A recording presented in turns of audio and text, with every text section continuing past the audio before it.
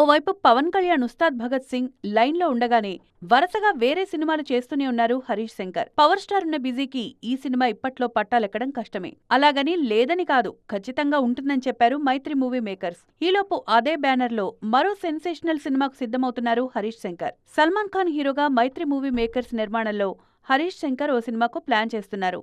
ఈ మధ్యే భాయ్ను కలిసి స్టోరీ కూడా చెప్పినట్లు తెలుస్తోంది.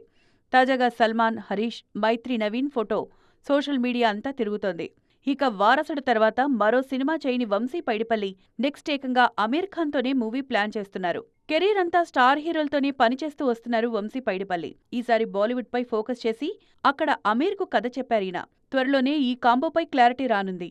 ఇక సన్నీ డియోల్ జాట్ సినిమాతో ఇప్పటికే నార్త్ ను షేక్ చేస్తున్నారు గోపీచంద్ మలినేని.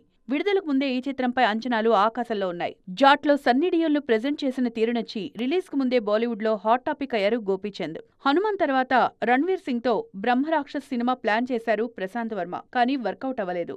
ఇక యానిమల్ సినిమాతో బాలీవుడ్ ను షేక్ చేశారు సందీప్ వంగ. మొత్తానికి మన దర్శకులు హిందీలో సంచలనాలు రేపుతున్నారు.